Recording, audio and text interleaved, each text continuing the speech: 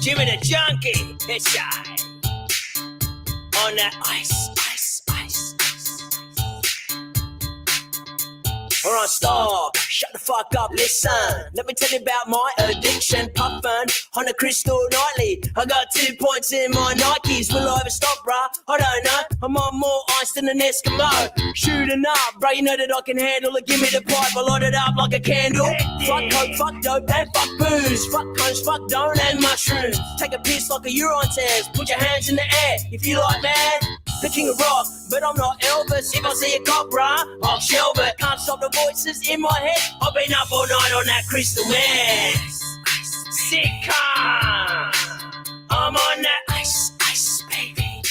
Yes, I. Give me some of that ice, baby. Every cunt's on that ice, baby. Let's go, bruh. Hate it when my dealer not picking up, cause he knows I'm trying to tick it up. Crack rock, yeah, I gotta have it bad. So I'm stealing laptops and bags. See the bugs I got on my face? I've been trying to get them out since yesterday. Some say the meth will wreck ya. My only real problem's when I don't get some. I'm on that pseudo-ephedrine. I've had so much I got one sleep. When I woke up it's Chrissy Tree. Santa got me amphetamines. I'm on that mission daily. I'm spending all my pay. If I owe to you again today, I'll just detox in jail again. Yeah, bruh. I'm on that ice, baby.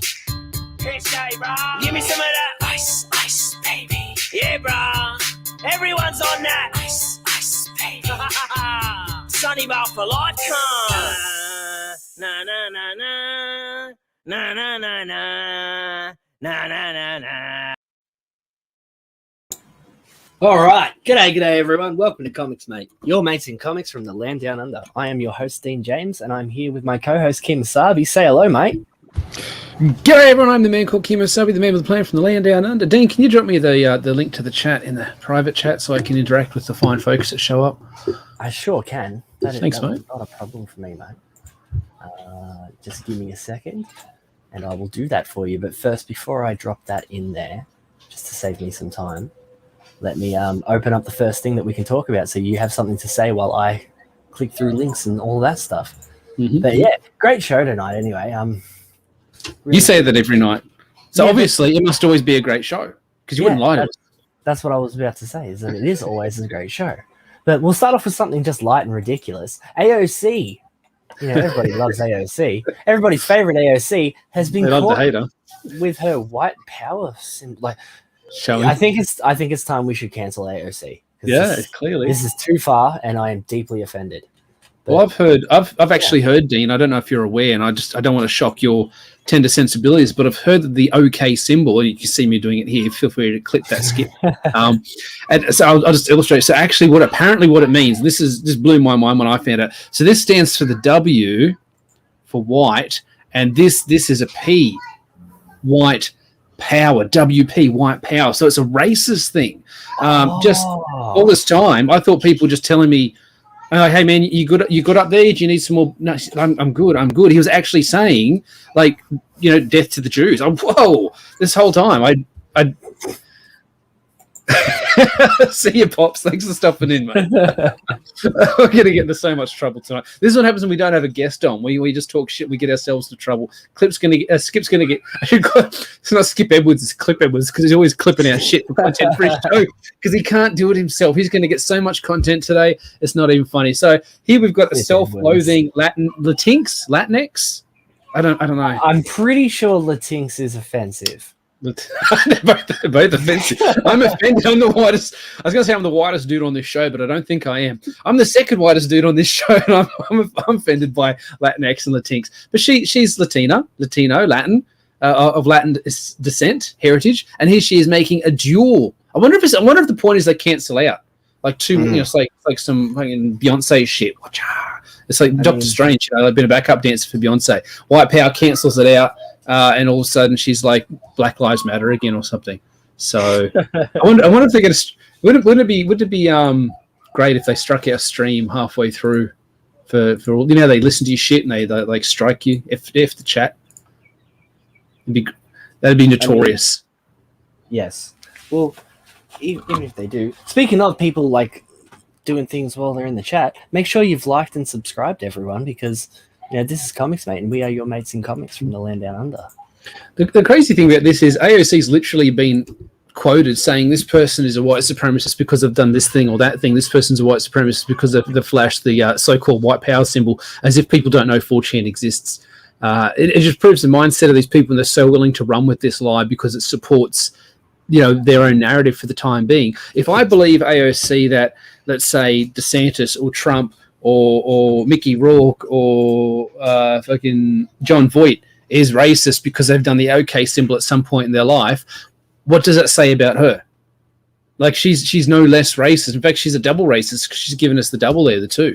And this is the problem with this sort of, when you're just hearing it secondhand knowledge. Oh, this person told me these people were bad, or this person was bad. Or anybody who does this is bad. You don't investigate it yourself and you don't look at context. This is what you get. Like, if we were to apply the same rule to her that she's applied to other people, she'd be getting cancelled right now. But of course, these people, they engage in massive cognitive dissonance. They manage to flip on a dime. I can't believe the way they can totally support up is down and down is up at the same time. And somehow they get away, because they all agree, they all buy in. They'll say, okay, we're not going to cancel this person because if we do, it's going to strike our narrative.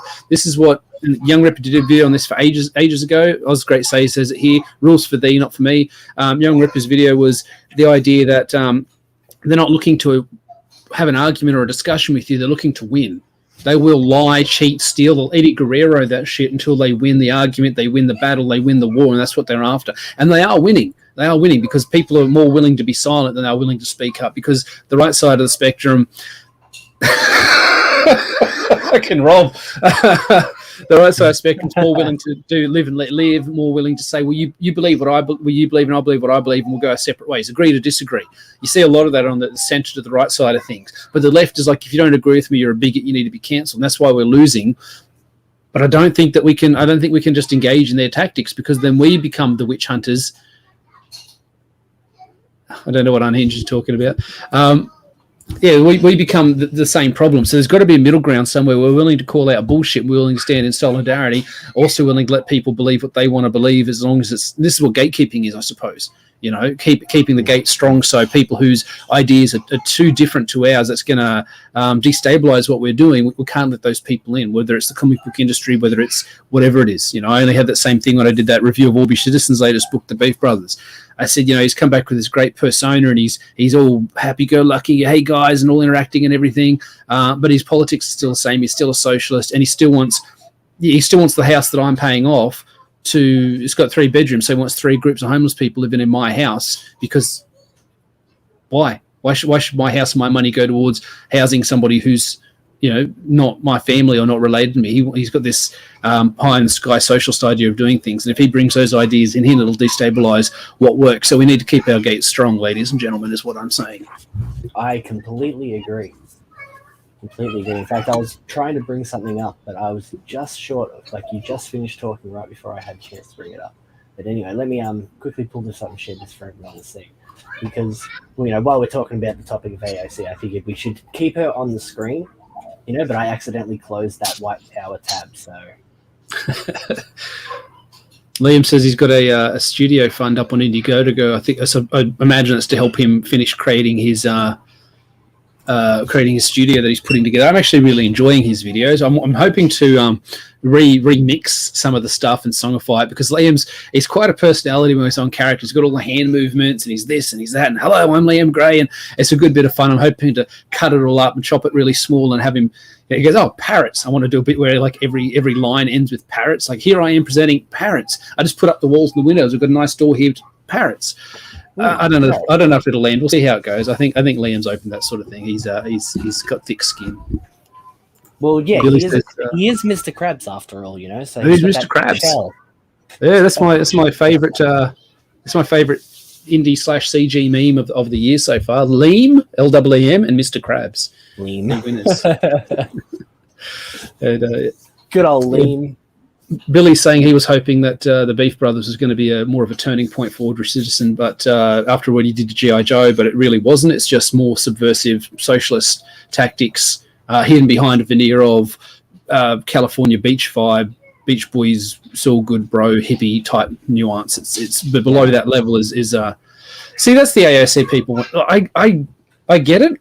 I get it when people. I won't say simp for it because simping's never okay to simp. I don't even simp for my wife. I married her, but I'm not simping for her. You don't simp for someone, but No. no, unless it's Gina, but it doesn't count when it's Gina. We all know it's not simping when it's Gina. That's the rule. That's the rule. Yeah. The chat knows that's Yeah.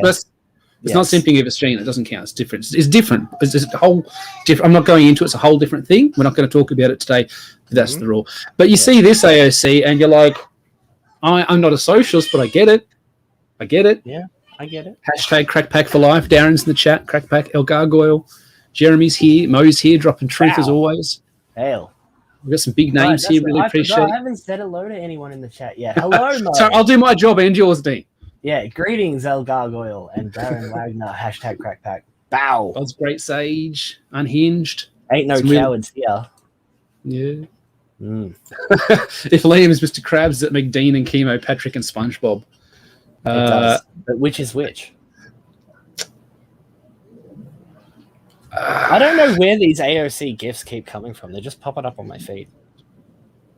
Is that a problem or? I mean, does it look like it's a problem to you? I don't get it because she's not the sort of chick I'd normally go for. And No, she's do you not know what she is? She's a bartender and an actress. Have you ever heard that before? I have, yeah. Yeah, because about 6 or 7 years, I think it's probably closer to 10 by now. But whenever it was that AOC got into politics, right? 6 months before that, 6 months before that, right? Like almost to the day, where there was advertisements in newspapers and things all around America for the DNC looking for actresses. And she, before getting into politics, was a bartender and an actress. I mean, that explains a few things. There's a whole rabbit hole around that, man. Go look into it. I like my rabbit holes. I'll be doing that like a fat boy on a cupcake. It sort of explains why she's photogenic, why she doesn't know anything about politics, while her fiscal policies are a complete joke, and why she can't stop having these big public gaffes. Like, she just can't help but say, Jason says she's better at dancing than persuasive arguments. I agree, Jason. To me, her dancing almost is a persuasive argument. Almost. I don't know what it is. I don't know if it's the crazy eyes. I don't know if it's like the confirmation that I'm just so much smarter than she is. If there's like a power dynamic there between my head, her head, and my other head. I don't know. I don't know what it is. But it works. Could be both. Could be. But yeah, enough about AOC. Let's talk about something else because, AOC either makes me confused or horny, depending on what we're discussing. Anyway, let's move to the next thing, which I honestly thought this was CGI when we first saw this. We were talking about this just before we chucked this on the stream, and I honestly thought it was fake. So let's pull this up because apparently it's not fake, even though, it most likely, it could be. It very well could be.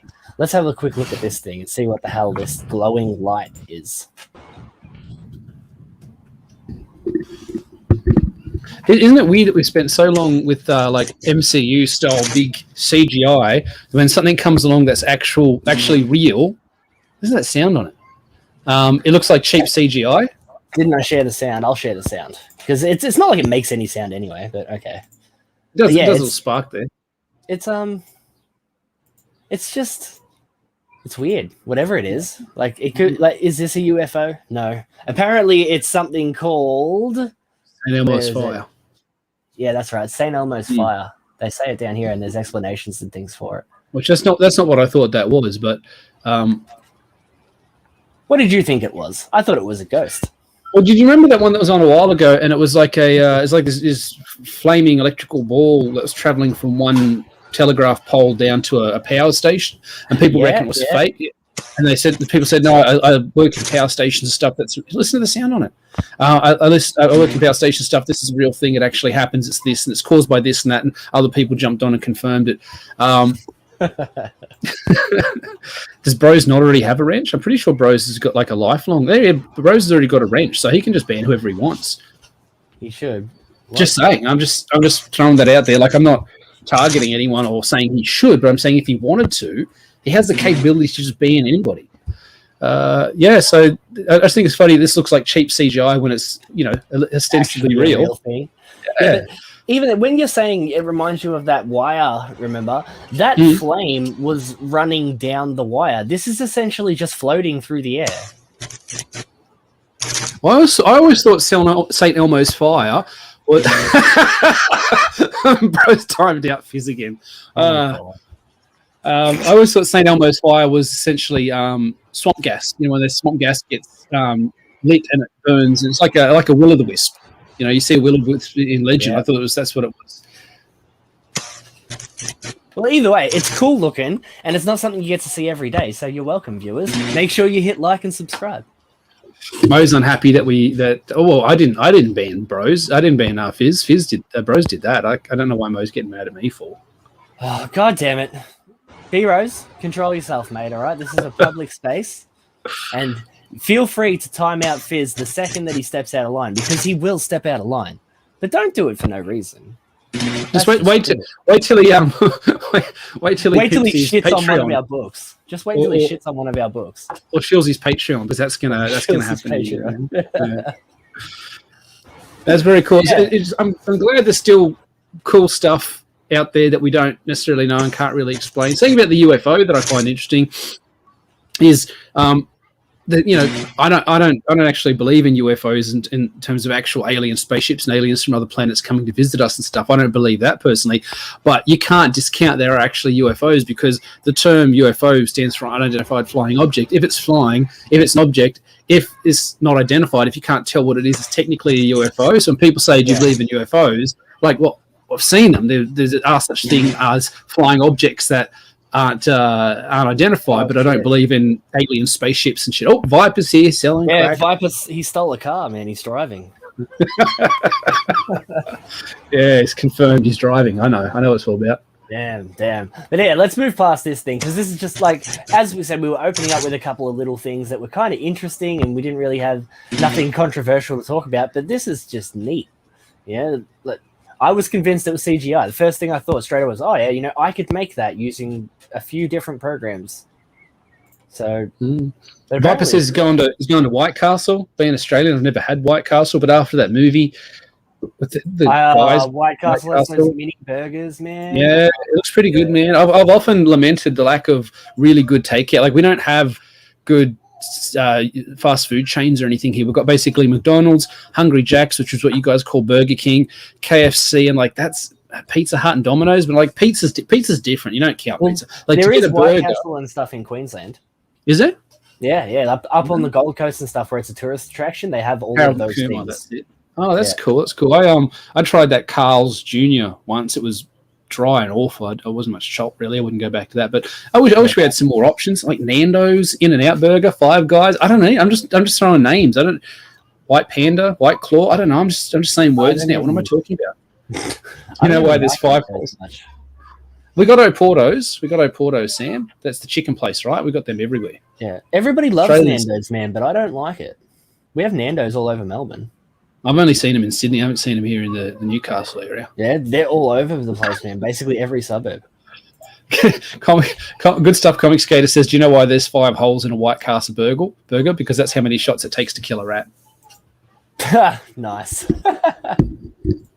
Yeah, we really, it's just McDonald's. McDonald's everywhere. If you don't have McDonald's, then you're out of luck. Yeah, either way, let's hype up the lads. Let's get the soldiers all ready for war, because you were speaking earlier about how these crazy left socialists have won and they're winners and like all of that shit, right?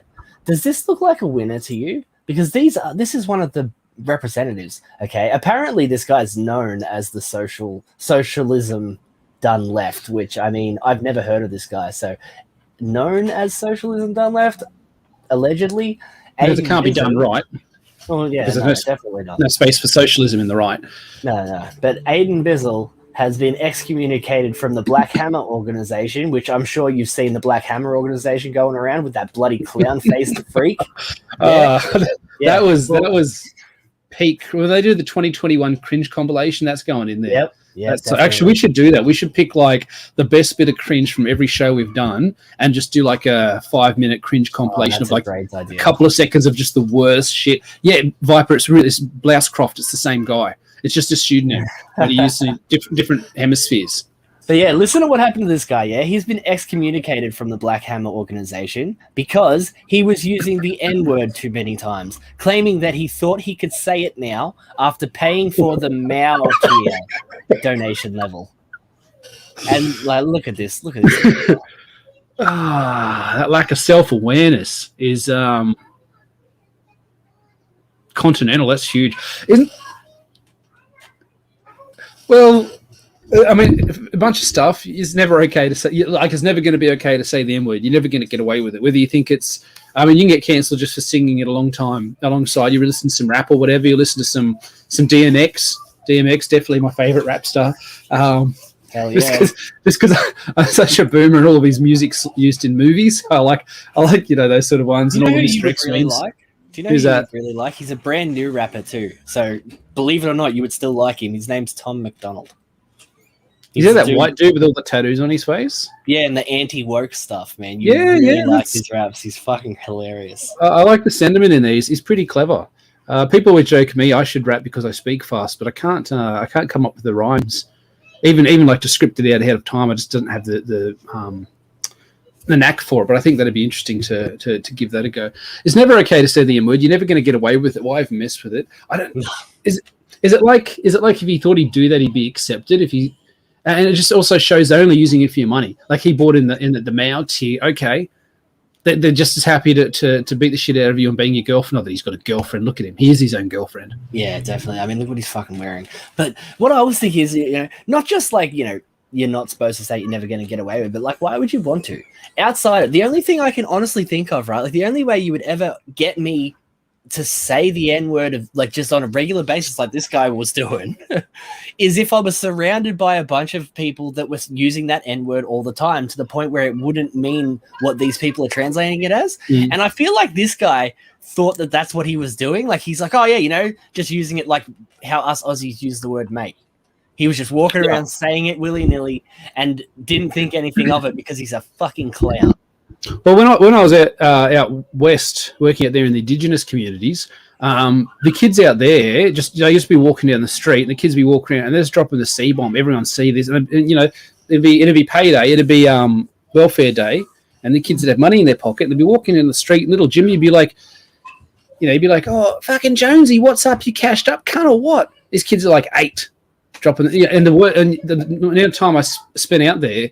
The word come to mean nothing to me anymore. People, it's the C-bomb. See you next Tuesday. It's terrible. I don't say it frequently because I think some people do dislike it. What? What? No, hold on. Passion. What is Passion talking about? Ash from Pokemon has gone woke. I swear, because that's a Japanese cartoon. There's no way that has gone woke.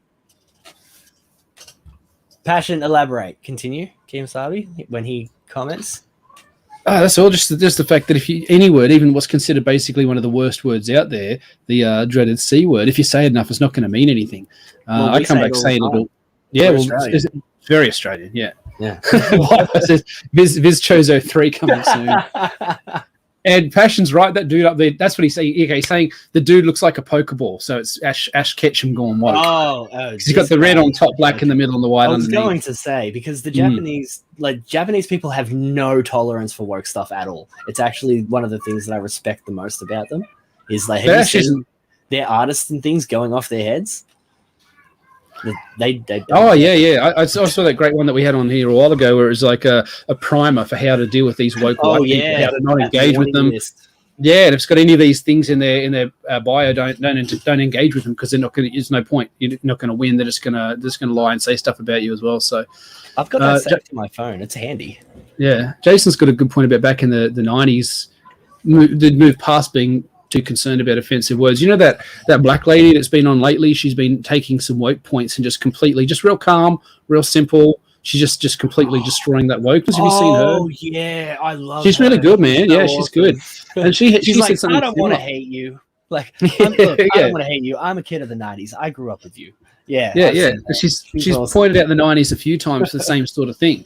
I really might have been Bill Burr or someone else said the same thing. Like in the 90s, that they felt like the racism was really heading down. It wasn't as big a deal. It was just being black was cool, and everybody wore the big baggy pants, and I don't know. There's always going to be some individual prejudices, but it just didn't seem like it was that big of a deal anymore. Yeah, man, rap music was the coolest shit when I was growing up.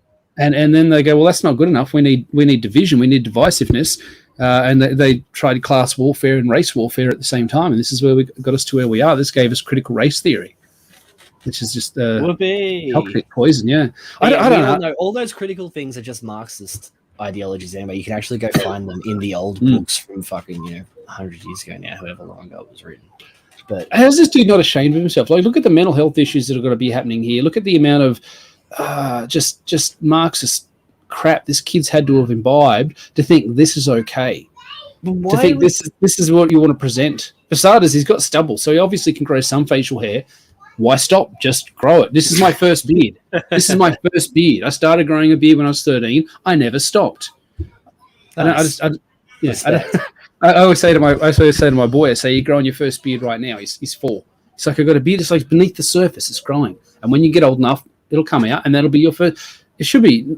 Why would you have a second beard? Why would you have it third or fourth? Why cut it off and grow it back? Just let it start. It's the first one. I grew a beard. Here I am. I beard, therefore I am. It's Plato, Socrates.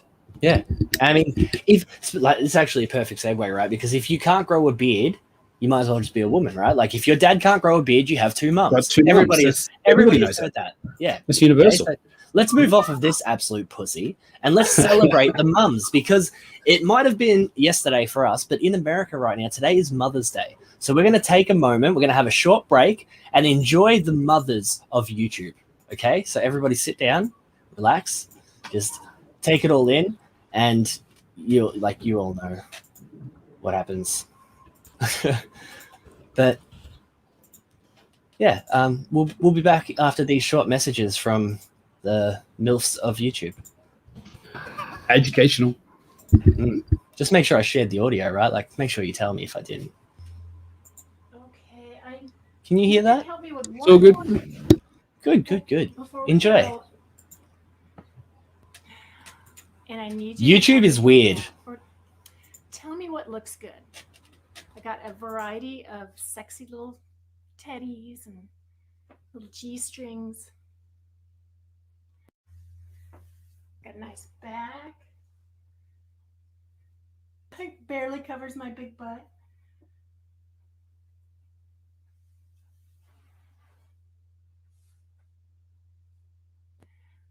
Everything's working, yeah. Look at that, isn't that pretty? Nice color.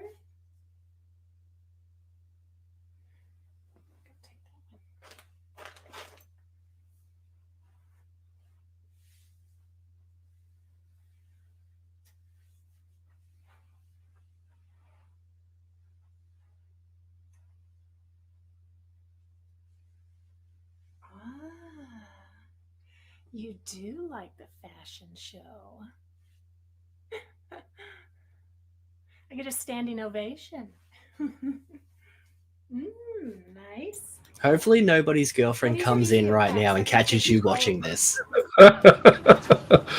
Is this... I asked in the chat, because I missed the first couple of seconds because the kids are on fire. Is this a mum? Fucking hell. Yes, this is your mum, your stepmom, and it's on YouTube. Oh. No, Passion. You wish, mate. It is not. It's not.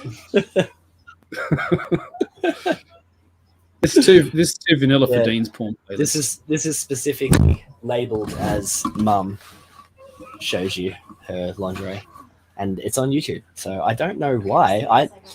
As a 12-year-old, I've moved on from. Now that I've turned 13, I no longer Google boobs, but I Google MILF. And because I know what a MILF is now, this is how I've located these videos on YouTube. So good times. I don't really understand because poor Billy. Why do this instead of doing it on a porn site? Is it because you can monetize it and make money off it, do you think? Maybe. And I mean, she doesn't have to have sex with anyone or anything like that. It's just like this weird kinky thing for like lonely dudes. I honestly don't know. Oh, Jason, you have no idea. Ever since we started this show, Man, I get recommended the most fucked up shit. I'll bet. But yeah, this is one of the first videos too. I didn't even have to scroll very far. I typed on YouTube, I typed in MILF, and then I scrolled down maybe 2 or 3 videos to find this. I'm not quite sure why. There's a few others as well. I really was tossing up which ones we should talk about. But it is Mother's Day after all, so if you guys, if you want, I will share others. Now you can watch full-length, uncut, uncensored, Oh, and there behind it the is. censors editions of our videos at www.patreon.com/let. Thank you. Okay. This is our Fizz's channel. It's got a Patreon link. It must be our Fizz's channel. Is this Fizz's one? Yeah, look, this is YouTube, man. Look, MILFs. Look, as you can see, I typed in MILFs, and you get Fergie MILFs, of course. But then, like, oh yeah, that was almost picked as well. Yep. Why is this on YouTube? Do you see what that is? Oh, I can't see what that is. I have the screen release. That's a people pretzel. So what is that? Human centipede. It's human centipede. And there you go. There's the one that I clicked on. Yeah, Like there you the go. There fifth you video. go. It's a bit of a trip that the chicks that were hot, like when I was 20, the chicks that were 20 when I was hot are now 40 and hot, and now they're all considered MILFs. That is true. It's kind of weird. Although there is a lot of girls I know that have they look like that meme, it's like the hot chick in high school, and now 20 years later they come and talk to you and they've got like 4 kids and they're kind of fat and they're all ugly and shit. Like the look at the other one, like they're really hot in high husband, school, and they do a couple of years of gender studies, and they got like the wrong parts of their head shaved, and it's all green. I don't know piercings. anyone like that, luckily. You live in Melbourne. Everybody's like that in Melbourne. You're like that in Melbourne. Fuck off. What the fuck? But yeah, let's move on to our next topic, because this is actually something interesting, and it's for the writers out there. # just a writer. But the American Psycho author, everybody knows American Psycho, that classic story, movie, television show now. There's a bunch of adaptations. What is a show, is it? I didn't realize they made a show of it. Yeah, man. American Psycho. They had Bates Motel, and there was another one as well. Either way, this author of the book, the best-selling novel, the actual original author, says that his book would not be published today on account of it being too problematic for feminists. I mean, tell us something we don't know, right? But yeah, what do you want to say? Have you ever read it? I haven't read the book, but I've watched all the movies and the TV shows and everything like that. I know the story. Yeah, it's a fair bit worse than the movie. There's shit in there that it's like. The TV show is a lot worse than the movie as well. Okay. Yeah. He puts a rat on the side of a woman's vagina and makes it like eat its way out of a body. Like it's just fucked up. What the fuck? It's so out there, man. I don't think that's in the show. Yeah. But in the show, he's really into what's it wouldn't called? be published because it sucks. When you say Bates Motel, you don't mean Norman Bates. That's different than Patrick Bateman. Is it? Yeah. I thought that was. No, Bates Hotel is Psycho. This is American Psycho with Bateman. It's similar. Oh, so this is the movies. Yeah, never mind. Yeah, this is Christian Bale, Dubs Man. Check him. Yeah. You know. With fucking Jared Leto in his fucking lounge room. Never mind. Yeah, but I was so, thinking of Norman Bates. Don't worry. And the thing about this is, it wouldn't be published, but it's not just because of the feminists. Like the feminists outcried it when it first published. It was banned in Australia for a long time. I remember I had a teacher in high schools reading it, and she's telling us about how it's banned in Australia, and she had to get a special copy ordered overseas and everything. And I'm like, well, that just makes me want to read it more. And it's one of those things. I think, okay, you read it once, so you could be like Patch and say, oh, well, it sucks. That's his take on it. I didn't love it. There's a bit there where it switches which person it's written in. It goes from, or it switches tense, and it's supposed to like represent this mental break that he's having, or the peak of the mental break. It's one of those experimental books that's kind of like people read into it, and I think they sort of impose a bit of their own, what they think might be actually happening. I think it's the sort of thing to read once so that you've read it and you can say you've read it, and then you like Passion can say it sucks because he's read it, he's got that opinion on it. Mo's supporting, says Passion is correct. Nothing that sucks gets published today. Well, we all know Mo's a little bit tongue-in-cheek. But it is important to recognize that popular and financially successful doesn't mean good. And Passion is right. Fight Club does this so much better anyway. But should we censor a book for being bad? No. You know, just because the very fact that people don't want it to be published, the fact that the feminists spoke out against it, that people censored it and made it so that it was banned in Australia, made more people want to read it. I think we need seditious envelope pushing literature, amongst other things, to wake people out of their fugue and to get them thinking, and to also get you in the mindset of writing something doesn't mean that you are supporting it. Ellis wasn't saying go get hookers and kill them with axes and chainsaws. He's saying Bateman does this. Bateman's not well. Here's the end product of you being consumed by 90s excess consumerism. You might end up like Bateman, this narcissistic guy that needs to be in an institution. It's a cautionary tale, not go forth and do this. And I think too many people say, well, you wrote this thing, therefore you must approve of it, therefore you're as guilty as the people doing that thing. Yeah, that was basically going to be my point, was that people try to connect, you know, you wrote something really fucked up, so then hence you must be fucked up. And it's like, no, I was trying to show you that this character is fucked up. I think that's fucked up. That's why I put it there, you know, like, and it goes, this is with any kind of art form, you know, it doesn't matter if it's drawings or writing or anything, any kind of expression like that. When it comes to like artistic expression, you should be pushing the limits. It should be dangerous and adventurous and risky and all of those things, you know, like that is a sentiment that has been said a million times by a million other artists. It's 100% true. The fact that we are living in a time where you have not just like small creators like us, but you have big name creators like this guy here saying, you know, no, they would not print my book. Like it would offend too many people and they wouldn't make it. Shows that we are already living in a terrible, terrible time, because the fact that you need to be worried about, like, why are you even, like, we are actively not concerned about these types of people, right? But we have to make an effort to actively not care about them. You know, the general populace as of now, these days, is on a daily basis concerned about what these freaks will do to them if you step out of line. And it leads to more milquetoast content. It leads to more middling, piss weak, lukewarm, weak tea, middle of the road content that people don't really want to engage in.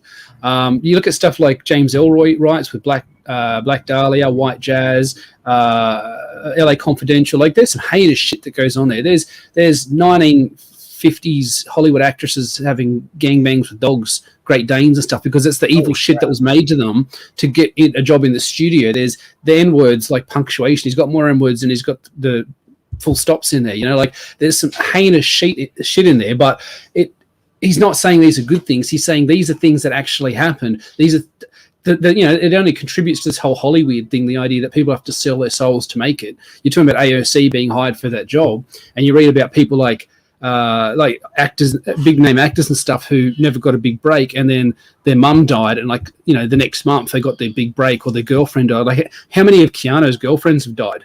You know, like I know. You know, it starts to get a bit.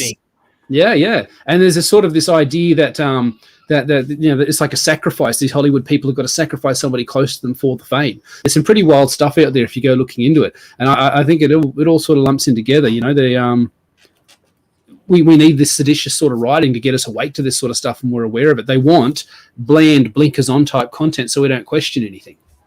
Yeah, that's exactly what they want. But that is, I don't have the words. I can't stress enough how horrible that is. You know, like, that is basically my worst nightmare as an artist. There's nothing I can think of worse than having, like, because they are art police. That's what they have essentially decided they are. You know, like, they go around, they criticize everything, they tell you stuff is problematic, they tell you they're offended on behalf of other people, even though you look over at those other people and they're sitting there going, nah, man, it's fine. I actually find that pretty funny. No, that's not good enough. Get fucked. I can't deal with these people. I actually can't stand them anymore. I don't know what B-Rose, where is Mo Biggs' bars? Is that what's up here? Mo says he's got a rap that he wrote, and I think Billy was going to record it. He never did. Yeah, that sounds like Billy. Damn it, Billy. Piker. Bloody Clark. And I said to Mo, well, send me the lyrics and I'll try recording it. I've never rapped, but I can speak fast, so we'll see how that works out. Yeah, Good for a laugh. If Liam can laugh at himself, I can laugh at myself. that's true. That is true. Yeah. But let's quickly speaking of laughing at ourselves, let's have a look at how brilliantly successful our campaign is.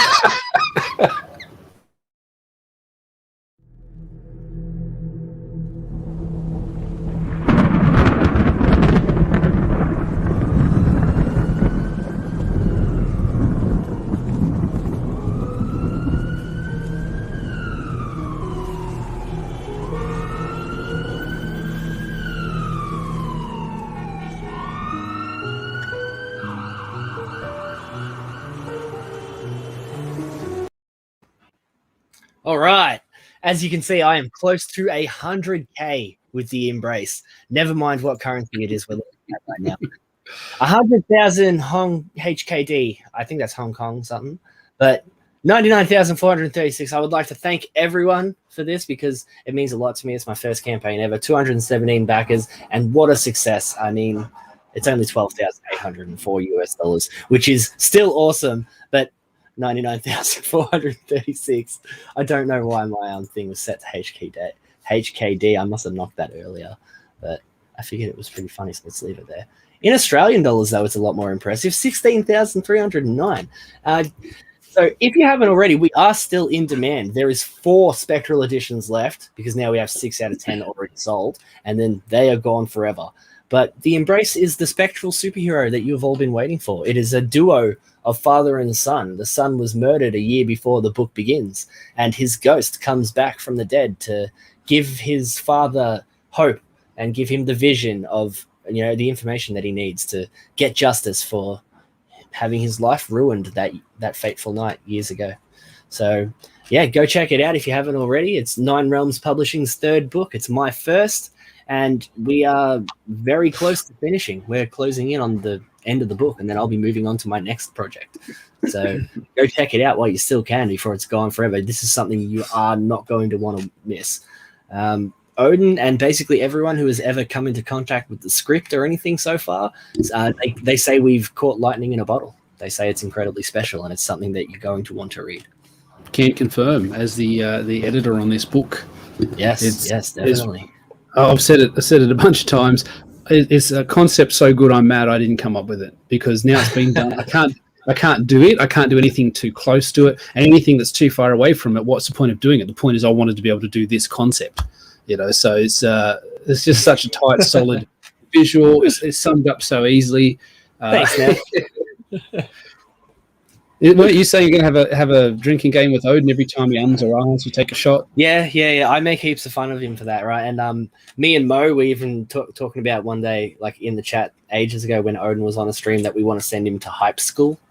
And we're probably going to put him on a stream one day and teach him how to get hyped, because Odin's terrible at that. But he needs to that's not his fault. He works like 24 hours a day, So every time we talk to him, he is wrecked. He is absolutely exhausted. Whereas if I talk to him first thing in the morning, that's exactly right. Is he barely sleeps. But if you talk to him first thing in the morning for him, whenever it is he's just gotten up, he's a lot more energetic and a lot more hyperactive and things like that. So you just got to get him at a good time. And he needs to watch some old school wrestling promos to get some of that macho exactly. type. I tell him the same shit all the time, man. I'm like, just I tell him to snort coke or something. I'm like, anything, just get hyped up. Watch some Ultimate Warrior promos or something. Just get hype. That's what it's all about.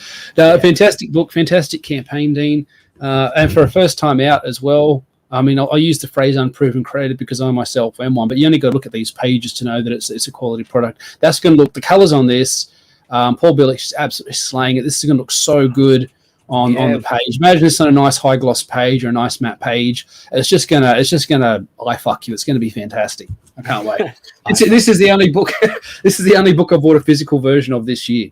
That's how good I think this book is going to be. I want to have one on the shelf back here with the rest of the little collection I got there. Yeah, I'll actually show you guys something because we've just started getting in our first lettered pages, right? So I'll actually show you a page right now with some letters on it so you can have a look at some of the different things. Like I've got a perfect example of the page that shows Clarence's word bubbles, it shows David's word bubbles, and it shows the Embrace's word bubbles. So neat, right? I'll quickly pull that up so you guys can see. And yeah, I think that there may be a couple of little changes to this, before. Whoops, wrong one. That's our next topic. Ignore that. But yeah, we have click the right tab, Dean. Think, Dean, think. Right? This one. Here we go. Here's a page with some actual letters on it, which is exciting. Oh, that looks good. Right? And as you can see in the bottom corner here, that's the Embrace's speech balloons, which are like black with like a blue ring around them and stuff. They're really cool. And then you have Very David's. Nice. David's are that blue, and Clarence is the white, as well as, the cop just has regular speech balloons because he's just a dude. But yeah, so the book is coming along really well. And yeah, as I just mentioned, we're getting our first lettered pages in. So not long now until you guys get to actually read this awesome book and get it in your hands once and for all.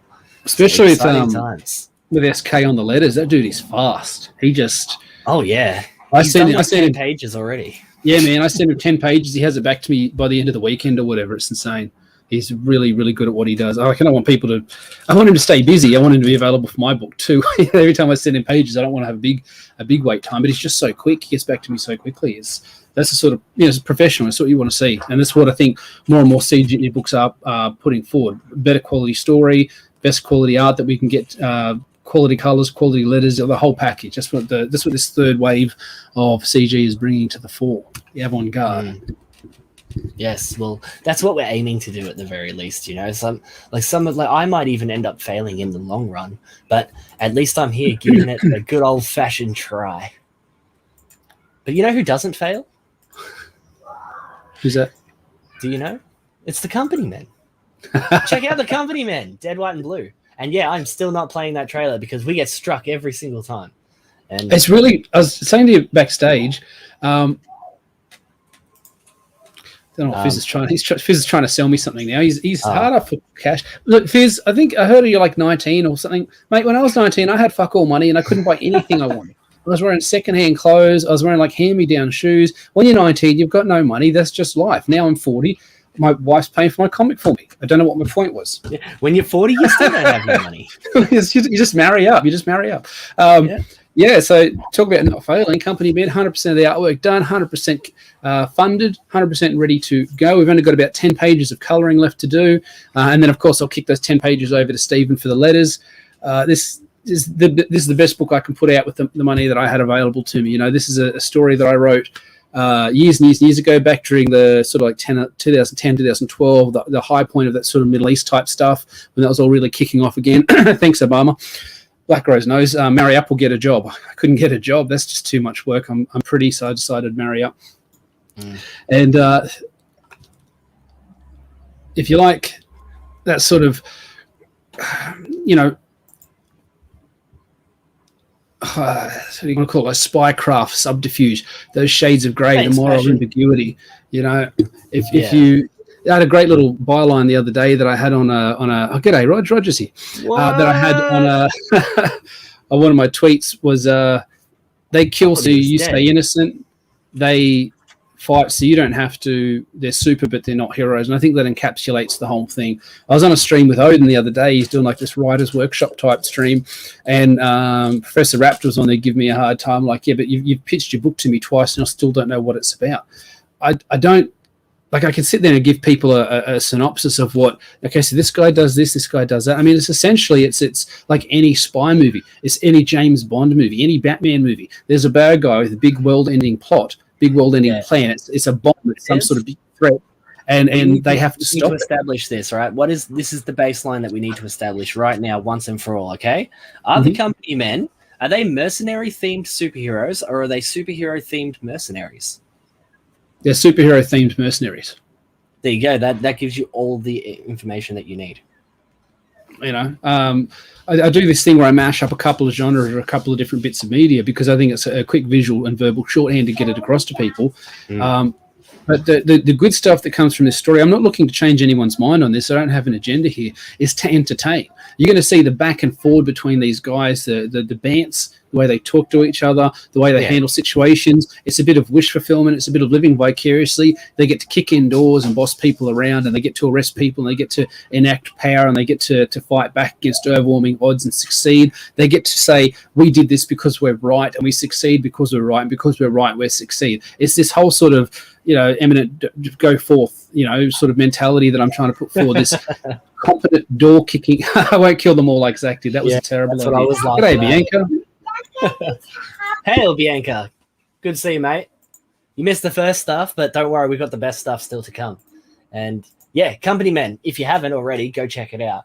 Because as Kimasabi was about to mention to you all, he has original art pieces for sale, as well as this being outdated. It is pretty much finished as of right now. Like, it'll be finished by the end of 2 weeks from now. I'd say give another 2 weeks to get the last of the colours done. Give another, let's say, a week for the letters, another week to get the digital file put together, and then it's a matter of sending it off to the printer and getting it printed, sent to me for confirmation, sent over to RJ over at Critical Blast for him to distribute to the Americans, because about 85% of all my orders come from America. So we're all handling. That's why the shipping cost is so low, because I'm shipping it bulk to him as cheap as I can, because it is such a big bulk order, and then he's distributing it to you guys on the lowest price he can. But it's still bagged, boarded, Gemini mailer, padded envelope, waterproof heat seal. Like, it's got the works. It's a vault. It should be fine by the time it gets to you. Hold on a minute. Yeah, okay, you do that. But yeah, it definitely should. It shouldn't be. Well, even then, when you said vault, it's like, oh shit. Now all I'm thinking about is that Disney vault, and that's a bad idea. You should not be doing that. It's like, yes, we want our things to be limited and collectible and things like that, but you don't want to be Disney vaulting your shit up. So, yeah, I lost my complete train of thought because you said vault. So I was originally that Clayton Barton, Corey Barton cover was. This one? Yeah, it was going to be like the first 48 hours to try and get that big spike at the beginning. But then someone said to me, well, if you do that, just say you get 30 orders, 40, 50, 60. You got to do a whole print run just to cover that. Is it better off to leave it open, let anybody who wants to buy it, and then you know what I mean? Like, if you're doing a print run, the minimum's 100 or 500 or 1,000, and you sell 50, well, you got another 950 that. And how do you sell them? Because it's supposed to be limited edition. It just didn't work. It's the sort of stuff that conceptually sounds all right, but in terms of the bottom line, it wasn't going to work. So it was a great piece of advice. I had lots of people I really appreciate giving me input. Yourself and Odin Monk, Sam Smiling Bandito, Liam, a bunch of other dudes just sort of giving their insight and supporting me during this campaign. Fantastic to be funded so quick. 50% funded in the first couple of hours, fully funded in the first 3 days. And it's funny how you mention all these different people, right? Because I actually remember seeing all of the back and forth behind the scenes with all of those people, and I've been yelling at Liam ever since, telling me not to make a team book. Yeah, exactly. Team books, man. Yeah, I don't think I'm telling you, team books are fun. Yeah. He might not be wrong in some regard. I think I'm a strong enough writer. Like, when you see that's what I mean. Dialogue's my thing. I love dialogue. I write the whole story as dialogue, and then I go back and add the action, because I already know the action that's happening. Yeah. Those kids are rough. And when you see the dialogue, the back and forth between these guys, how pithy, how quick, how spicy it is, you're gonna want to go back and read it again and again. I've read it a million times. I go back and I read it, and I still chuckle. I'll turn the page and I'll read a bit of dialogue between them. I still chuckle. Like, that's, Abbott will say something completely off color. I'm like, that's our Quagmire. That's our Abbott. You read it and you're like, God, I'm good. I do. I'll call out to the missus. I say, oh, Dad, I'm such a good writer. And she goes, what's this? I'm just reading this old script. I'm so good. And she's like, oh, okay, that's cool. Like, she knows I'm good. She writes as well. Her stuff, she writes like women's romance. Yes? Dan gets crying. Okay, I better go deal with him crying. All right. You go deal with your fatherly duties, and I will finish up with this campaign on the Company Men here, the way everyone's looking at it, right? As he mentioned, it's all pretty much finished. It's getting ready to go. He's in the final home stretch, but there are metal covers, like little metal prints by Phoenix, that you can get done, $40 each for one, or you can buy a pack of them forever, like 3-pack, and which is here. So that's 110 for all of them. Or, you can just get the book if you want. There's a collector's edition, regular edition. Well, collector's edition, I mean the special edition, but you have the standard edition, and then the special edition here by the Barton Bros. So definitely go and check that out while you can. All right, now we're going to move on to the very last thing of the day before actually I'll put us on a little ad break. All right, I'll give you something funny to watch.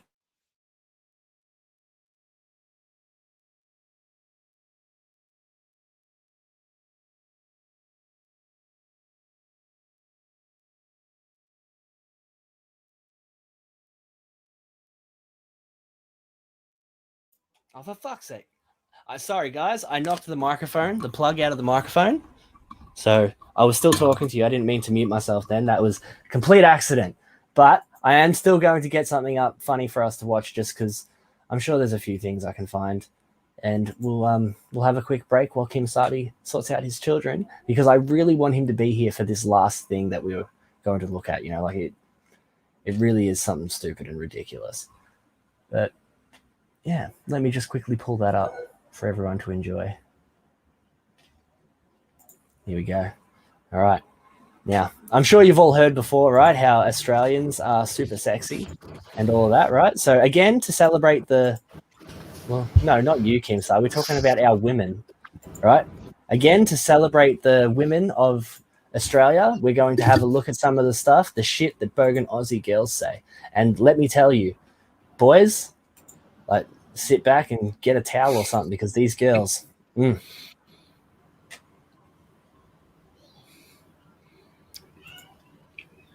is going to be like porn for us, isn't it? Oh yeah. You can go on the surf with chicken You can hear that, cutlets right? in. Go, chicken cutlets, go. Hi. Hey, Shezza, we should go to Bali. Oh, I think I got sand in my crotch. Where's the Vegemite? Marmite sucks. Oh, come on, guys. You drink all me Fosters. Totally need a Tim Tam What? fix. Ow. Bloody mozzies. Oh, come on. Fair go. Yeah. Heaps good. Yeah. G'day, mate. What's wrong with you? Oh, sand in my crotch. Check out my sunburn. Am I peeling? Sunburn's totally blistering. Hey, don't. Hey, no. Stop it. Quit it. Don't. My sunburn. Okay, I gotta go get your skin cancers checked.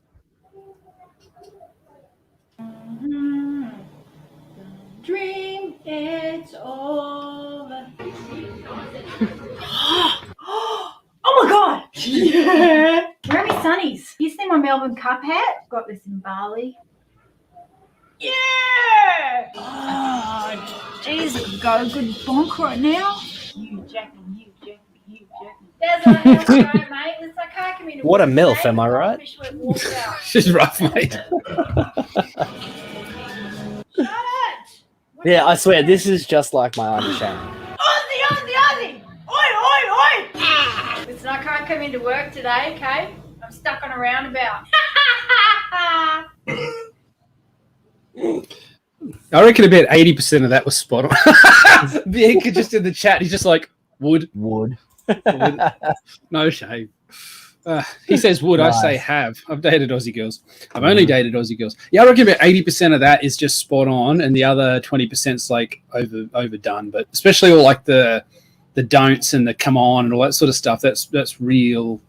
That's real Shazza. It's spot on, right? It really was perfect. And the fact that was they good. call out Shazza too, like, as I was saying with that video clip, that is exactly like my Auntie Sharon, and that's not even a joke. So, The only let's Sharon check out I know this is like last thing super now. classy old broad. Oh, really? Yeah, no, my Auntie Sharon is exactly like that, except instead of blonde, she's got like dark red hair. Is she hot? No, she looks exactly like that. But yeah, anyway. Moving on. Yeah, J. Scott Campbell and his clarification, right? The same people calling you sexist, right? The people calling J. Scott Campbell sexist are the exact same people telling him that we're racist. Think, J. Scott, think. Which I honestly think this is the most brilliant thing I have ever seen, mate. Mwah, chef's kiss, coup de grace, might be the best thing I've ever seen. And that in the middle there is something that most people won't even mention, won't even notice. I mean, CG on the chest. Nobody's mentioned it in the tweets or anything. Nobody has noticed it yet. I guarantee it. All right, nobody has noticed it. It took me. I was looking at it for a good hour. I posted it before I noticed it. Okay. Yeah. But yeah, icing on the cake, man. Absolutely Thanks. glorious, beautiful. I bet the chat's talking about how great it is too. Like, I bet they think, yeah, see, ha ha ha, lol, good stuff. But yeah, what inspired you to make this, Kim Sutton? Well, it's actually racist too. I don't want to say it was Bancroft's post, but it's kind of like Bancroft said, I understand the people rushing to try and justify themselves to J. Scott Campbell. He said, but it's pointless. He's not going to change his mind. He's not going to change his worldview. And that because I saw a bunch of people, I wanted to say something along the lines of, now that he's finished nutting in your mouth, how does J. Scott Campbell's cum taste? Because I was sucking his dick and he wasn't interested. Like, he did not want to hear. He didn't want to reciprocate. He didn't want to be a part of it. He just straight up, like, he was getting attacked. People come to his defense without being asked. And then he immediately turned on those same people. It was such a cuck move. I knew exactly that it was going to happen. Like, this is the only thing I've said about J. Scott Campbell. I didn't want to talk about it any show. I said to B-Rose this morning, they said, oh, we're going to talk about the J. Scott Campbell thing. I said, if you guys talk about it, like, no, not cross. I won't be here. I'll go do something else. I'll go tidy up. I don't want to engage in that because I don't think there's any point. He's a bought and paid for Disney shill. He's a bought and paid for pro. He's never going to side with us. Give him another 10 years of this, maybe he'll start doing creator and stuff. But he doesn't have the stones, I think, to stand with CG. And I just, so many people were saying the same thing. Yeah, no, I don't think he has he would never be CG, right? Regardless, he is a poster boy for what CG is.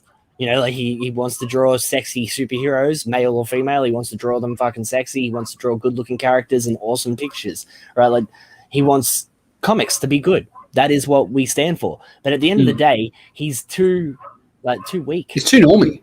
Yeah, too normie. Like, he wouldn't do it. And so I don't expect that of J. Scott Campbell at all. He's drawing super normie pictures. About all this, man. Like, this is what upsets me about J. Scott Campbell, is because it is J. Scott Campbell, right? Like, you have heard about me talk about my favorite artists all the time, right? I say Greg Capullo and Todd McFarlane because they're the top two. Do you know who number 3 is? It's J. Scott Campbell. So I feel like shit about this entire situation, right? Like, this guy has broken my heart. His art was one of the artists from comic books just through my entire life that has molded the way I draw. I always say that Todd McFarlane changed the way I draw Spider-Man and superheroes forever, right? J. Scott Campbell changed the way that I drew women forever. When I was learning how to draw girls, it was nothing but J. Scott Campbell references. And so for him to turn around and, obviously I don't know the guy, right? But he's always been there in my life as one of my favorite artists and one of my favorite references and things. And, if I needed comic book art, I would pull from J. Scott Campbell's work. And I'd say, all right, I like this, I like that, I like that. And then for him to turn around and just out of he's already been shut down and proven wrong and multiple times. Pete Samedi said it brilliantly if you want to go find that thread. But he just straight up just didn't give a fuck, didn't even think twice about it. It was just like, oh, these guys are horrible, racist, hateful bigots. Oh, cool. Okay, I'm going to tell everyone that, right? And there's a complete difference between when those SJW freak losers do that stuff to themselves, right? They share posts and it gets no likes or anything, gets instantly ratioed, blah, blah, blah. When J. Scott Campbell does that, hundreds of thousands of people see it instantly. Hundreds of thousands of normies see it instantly. And as I said, he's one of my main inspirations growing up as an artist. It's a dick move. It is a kind of thing where it's like, okay, as of right now, one of the people that has done the biggest damage that I could possibly think of to my own investment in the comic book industry, as well as my friends and other people that aren't even my friends, but I know, around the community and stuff like that. Like Bancroft, he's not your friend. Oh yeah, no, fuck Bancroft and Skip. No, but they the biggest thing going around right now, the biggest shit being fallen and thrown at my people is something from one of my heroes. It hurts, man. I am so fucking shattered. I unfollowed him and everything just because I don't want to see this shit. And the way Michael Bancroft put it on Twitter was saying that, you guys are all sucking up his ass and trying to get him to, respond to you and see it your way. Don't even bother. Fuck it, he's made his bed. That's exactly. And we don't need him. Yeah, no, I said go fuck yourself. I saw that one. He was a lot more poetic than I was. Eloquent. But yeah, same sentiments. Yeah. And I saw everybody saying the same thing. They're look, Campbell, can't you see that the very people you're listening to are the same people that were attacking you 2 days ago? Exactly. You're attacked. CG-esque people came to your defense, and the people who are attacking you said you're not allowed to associate with these people because they're terrible, ungood, awful people. So they were saying the same thing about you 2 days ago. How can you believe, you know what I mean? How can you believe the same people that were just attacking you for the same shit? They attacked you completely baselessly, and then they're attacking somebody else who was helping you baselessly, and what do? You side with them. This is the weakest, most cucked out, spineless, no ball, bend over, grab your ankles bullshit I've seen in quite a while. I'm not interested in the. I don't want any more pros. I don't want pros coming over. I don't not want pros coming over. They can do whatever the fuck they want. Right? I don't care. It doesn't wow me. You know, Ethan will be like, "Oh, we've got some new big pro coming over, and it's this guy." I'm like, "Okay, I'm making my book over here." Like, I'm not. This guy coming over doesn't help me. Maybe tangentially. Is he cover for me? Is he going to do a cover for me? That'd be cool. You know, and if it's a meritocracy, like who was it? It was Dale. How do you say his last name? Keown? Dale Keown. Yeah, I love Dale Keown. So he did a cover. He's obviously like top 10. He's so good. His Hulk, Hit, all that sort of stuff. His Hulk, so good. He knows what he's doing. Yeah, absolute peak sort of stuff. So in a pure meritocracy, whatever he does is going to do well anyway. He's not going to help me. He doesn't need my help. So there's nothing there.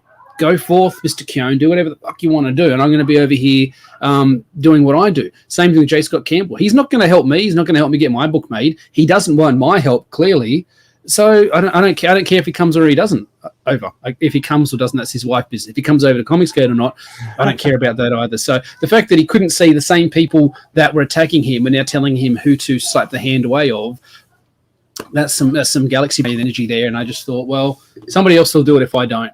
And I didn't. Exactly right. CG doesn't have a symbol. It doesn't have a crest or one particular visual that looks that just says CG. So I was going to put that on Omni-Man's face. I nearly took Roger's CG World Order thing and put it on Omni-Man's face, but I didn't want to lump that on Roger. So I just thought I'd change his symbol to be CG.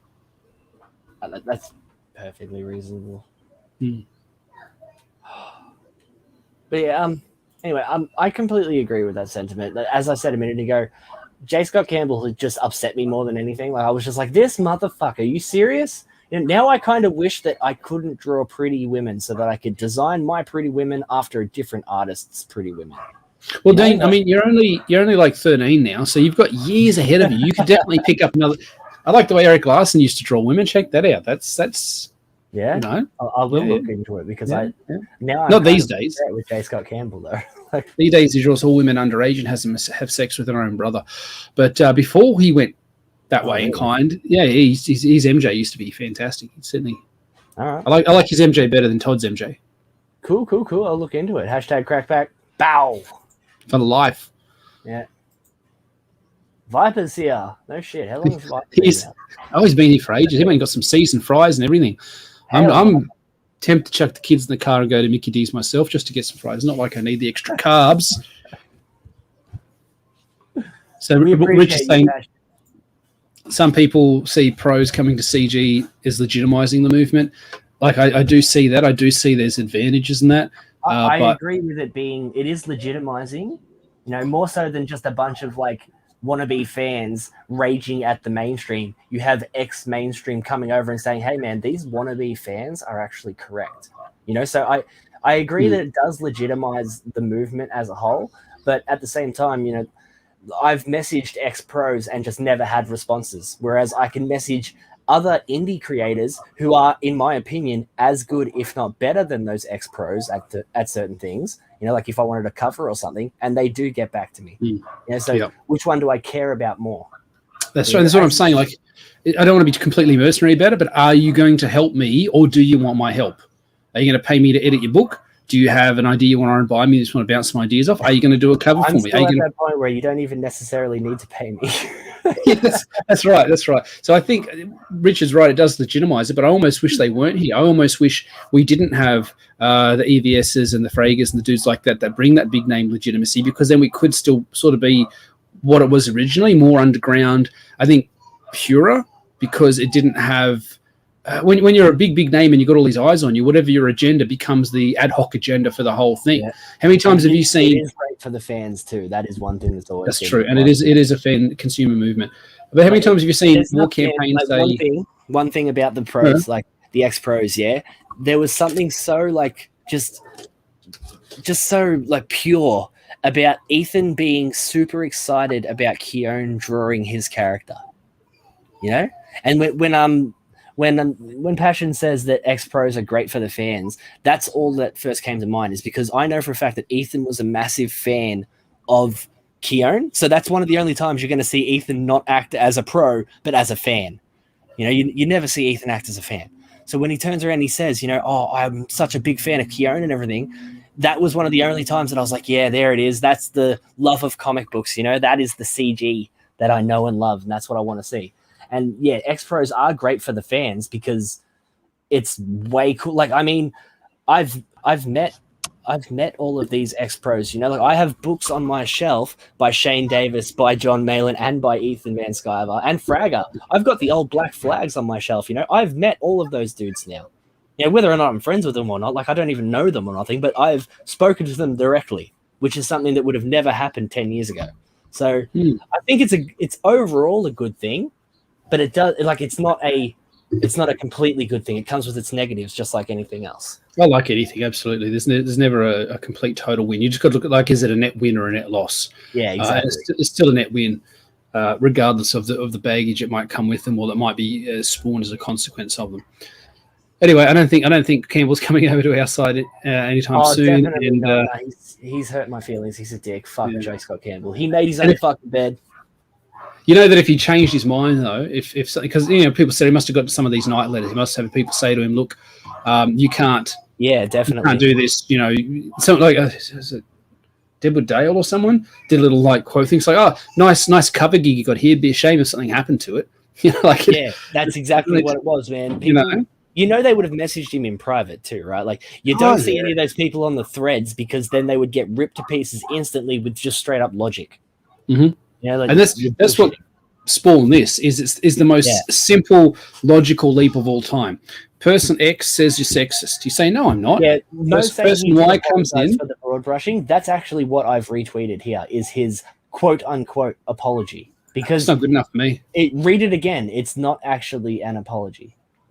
Like, it's not. It's like, is it his version of some fine people? Some fine people on both sides. Essentially, yes. Yeah, it's towing that line, yeah. So it's just that's cool, Ma. I would never. I love you, Ma. I'd never attack you. Yeah, no, yeah. You're faultless in my eyes. He didn't say it was good enough. Yeah, like, don't worry, we're making that clear for everyone. But I was not impressed with this shit at all, and the fact that it was such a flip flop. You know, like, it had happened in a matter of a few hours, because I went to sleep that night. It was, you know, still daytime for the Americans, but I went to sleep that night, woke up the next morning, and he had gone from being attacked by all these weirdos to leading the charge against CG with all these weirdos. And I was like, what the fuck is going on here? You know, and there's quite a few people I saw were saying, you wait, this is the next thing that's going to happen. Like, he's not, everyone's like, oh, it wouldn't be great if you joined CG. And other people sort of saying, give him another 12 hours. You'll see J. Scott's true colours. You'll see, you know, if he's making 5 figures per cover, he's not trading that in for $1 million creator-owned campaign. No, you know, no, like he's got and he makes that. Yeah. So, you know, I can't blame him for picking money over morals, because when you got that, I've never had that much money. I couldn't say what I would choose, and he's obviously a complete normie. You know, Jason says, I heard he's not right. Yeah, well, that's right. I was gonna get like some sort of article on Pol Pot or something, and just change like the dude's name to J. Scott Campbell and post out and say, oh, I read this about you, so this must be true, right? But what about that thing, the guy who took Mein Kampf and then changed it all from Jews to white people and like sold it as like identical? Did you hear about that? Yeah. That was ages ago. It was long before we ever did the show, so I never got to feature it on here. But yeah, a dude was selling them, like, it was Mein Kampf with the edited words to make it about white people, and he was selling it as critical race theory and shit, and the wokies ate it up. So I respect the hustle. Oh yeah, man. It's and it like also that white shows Australian dude, like when you bloody ran the Black Lives Matter website on Facebook. I can't believe I got away with that.